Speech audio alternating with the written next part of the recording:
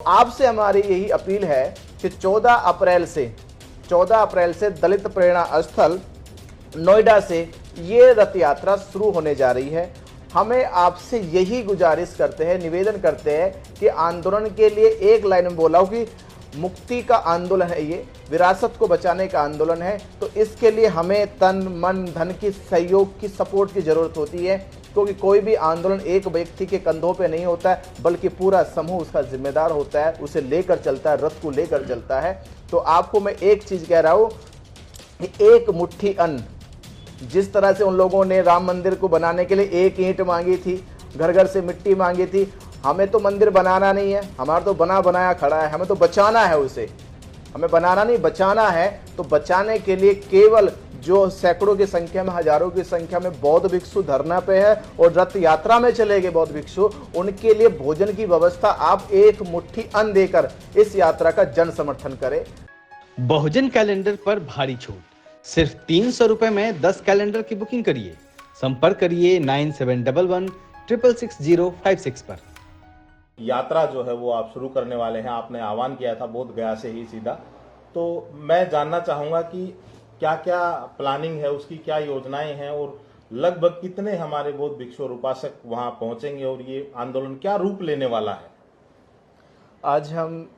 हमारे सम्मानित एडवोकेट राजेंद्र पाल गौतम जी, जो पूर्व में दिल्ली सरकार में मंत्री रहे हैं, आज इनके आवास पे बैठकर हमने जो पूर्व चर्चा की थी महाबोधि महाविहार मुक्ति आंदोलन के लिए, कि हम दिल्ली से बोध गया के लिए एक पद यात्रा शुरू करने जा रहे। यात्रा के क्रम में ही आज हम मंत्री जी के आवास पे बैठे और इनके साथ एक विचार विमर्श हमारा हुआ कि हम जय भीम मिशन के पास एक सामाजिक उत्थान के लिए, सामाजिक जन जागरूकता के लिए समाज और मंत्री जी के प्रयास से रथ बनाया गया था और इस यात्रा में रथ की विशेष आवश्यकता है। तो आपने पहले ही मन बना रखा था, यानी हमारे से पहले ही मन बना रखा था कि रथ यात्रा निकलनी चाहिए, क्योंकि यात्रा जो होती है वो लोगों से सीधा जुड़ती है, लोगों के बीच में जाती है, तो लोगों में हौसला बढ़ता है, उम्मीद बढ़ती है कि हाँ हमारे पास भी आंदोलन की मुहिम चल के आई है। तो उनका एक बड़ा लेवल पे बड़े जनसमूह के साथ समर्थन मिलता है। तो रथ यात्रा से पूरे देश में हम लोग ये मैसेज देना चाह रहे कि आने वाले बुद्ध पूर्णिमा पर 12 मई को जो बुद्ध पूर्णिमा आ रही है, बुद्ध पूर्णिमा का वो महापर्व है जिस पर्व की शुरुआत ही बोध गया से हुई है। सिद्धार्थ गौतम को ज्ञान की प्राप्ति हुई, संबुद्ध बनने के बाद ही यह उद्घोष हो गया कि बुद्ध के संबोधि के दिवस को बुद्ध पूर्णिमा के रूप में मनाया जाए। तो पूरी दुनिया और देश के लोगों से हमारी यही निवेदन है कि जिस महापर्व बुद्ध पूर्णिमा को हम लोग वर्षों से मनाते आ रहे हैं, उस पर हम बुद्ध की वंदना, बुद्ध की प्रार्थनाएं, बुद्ध के उपदेशों को सुनते आ रहे हैं। आज वही स्थल, महापवित्र स्थल महाबोधि महाविहार जो है, बीटी एक्ट 1949 बनाकर 4 हिंदुओं को और सरकार को उस पर कब्जा करने का आदेश संवैधानिक तौर पे दिया गया, जो आज के समय में असंवैधानिक है, पर 1949 से आज 2025 से यानी 76 साल के तकरीबन हो गए। 76 साल से लगातार बौद्धों की भावनाओं के साथ, बौद्धों के विश्वास के साथ, बौद्धों की धार्मिक आस्था के साथ खिलवाड़ किया जा रहा है और अवैध तरीके से जहां बौद्धों को होना चाहिए था वहां पांडे लोगों को बैठाकर उसके धन का और उसकी व्यवस्था को लूटा जा रहा है। विदेशों से और भारत के जो भी धार्मिक लोग हैं, जो वहां पर इस लिहाज से या इस विश्वास के साथ दान करते थे कि महाबोधि महाविहार का दान जो है वो भारत में बौद्ध धर्म का प्रचार प्रसार करेगा, बौद्ध धर्म के प्रचार प्रसार के लिए कॉलेज यूनिवर्सिटी बनाएगा। आज उसी महाबोधि महाविहार के दान का दुरुपयोग जो करके पंडों ने अपनी अपनी बड़ी बड़ी संस्थाएं, हवेलियां, बड़े बड़े बैंकों में बैलेंस बनाकर उसकी लुटाई कर रहे।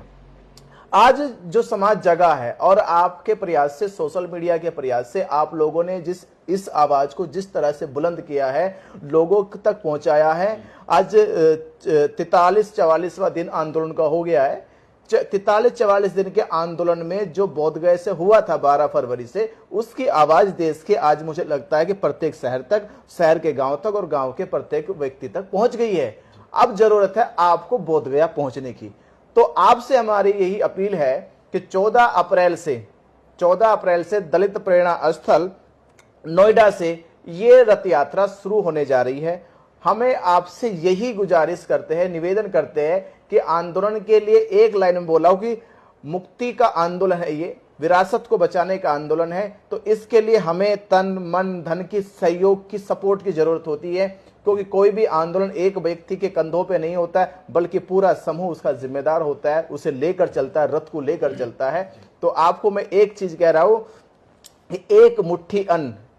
जिस तरह से उन लोगों ने राम मंदिर को बनाने के लिए एक ईंट मांगी थी, घर घर से मिट्टी मांगी थी, हमें तो मंदिर बनाना नहीं है, हमारा तो बना बनाया खड़ा है, हमें तो बचाना है उसे,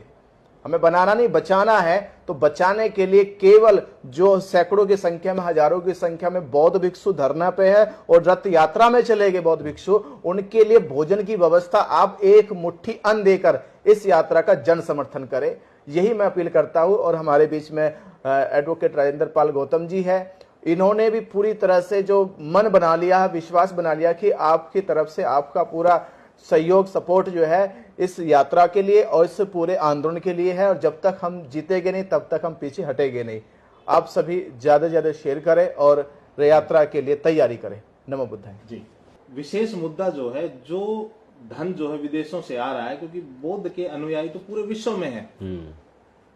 तो जाहिर सी बात है कि पूरे विश्व से लोग आते हैं, तो वहां जो डोनेशन कंट्रीब्यूशन आता है वो पूरे विश्व से आता है। और वो लोग जो आते हैं वो इसलिए कंट्रीब्यूशन करते हैं वहां के कि यहाँ जो पैसा इकट्ठा या जो धन इकट्ठा हो रहा है वो बुद्ध के संदेश को फैलाने के लिए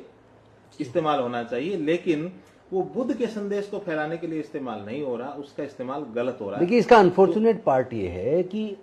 वो पैसा अकाउंट में जाता है जी, मैनेजमेंट कमेटी उस अकाउंट को देखती है और वो खर्च करने का जो अधिकार है वो डीएम करता है।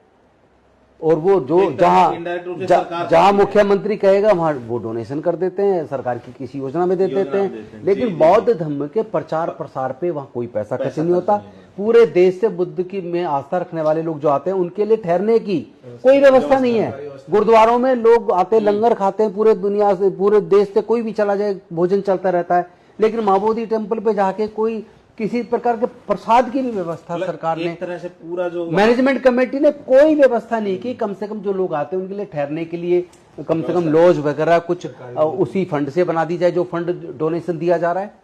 इतना फंड है, अरबों खरबों रुपए का फंड वहां पे वर्षों से आ रहा है। उस फंड से उनके लिए ठहरने की व्यवस्था होती, उनके लिए लगातार कोई कैंटीन होती, और नहीं तो सस्ती, आप मान लो फ्री नहीं कर सकते तो सस्ती कैंटीन होती। लोग तो देर छोटा खर्च करके भी कर लेंगे, उनके ठहरने के लिए सस्ते दर पे उनको ठहरने के लिए रूम मिल जाए। पूरे दुनिया से जहां लोग आते हैं, और फिर हमारे देश के प्रधानमंत्री तमाम लोग विदेश में जाके कहते हैं बुद्ध के देश से आए,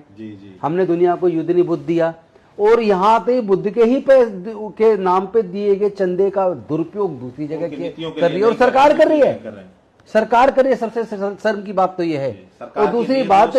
इसमें ये बताइए कि माँ बोधि टेम्पल में उसके मैनेजमेंट कमेटी में किसी दूसरे धर्म के व्यक्ति का क्या काम? सरकार आखिर आंख मीच कर, सरकार क्या ये सोच रही है कि जैसे कबूतर सोचता है बिल्ली को देख के आंख मीच लूंगा तो जान बच जाएगी? जान उड़ने से बचेगी, नहीं मारा जाएगा कबूतर। तो ये बिहार की सरकार हो या केंद्र की सरकार हो, अगर ये माँ बोधि टेम्पल मुक्ति आंदोलन से आंख मीच रही है, या जो देश का मुख्य मीडिया है जो छोटे छोटे मसले पे हिंदू मुसलमान करवाता है, रोज डिबेट करवाता है, क्या वो उसकी आंखें बंद है? उसको दिख नहीं रहा कि माँ बोधि महाविहार का इतना जेन्युइन मुद्दा, पूरे दुनिया से बौद्धों से जुड़ा मुद्दा, उसमें लगातार आंदोलन पूरे देश में चल रहे हैं, और एक लाइन किसी अखबार टीवी में नहीं है, केवल आपके सोशल मीडिया के माध्यम से, बहुजन मीडिया के माध्यम से लोग जा रही है। मैं तो पूरे देश के लोगों से, अनुसूचित जाति, जनजाति, पिछड़े वर्ग और अल्पसंख्यक समाज के लोगों से निवेदन करना चाहूंगा, इन मुख्य मीडिया चैनल को देखना बिल्कुल बंद कर दो। अपने बहुजन मीडिया चैनल्स को आप मदद, आर्थिक मदद भी कीजिए, ज्यादा से ज्यादा उसको देखो, शेयर करो, इसको प्रमोट करो, क्योंकि इसी के माध्यम से हमारे जो लोग, जो वंचित वर्ग के लोग हैं, उनकी आवाज, उनकी जायज मांग की आवाजें जनता तक पहुंच पा रही हैं।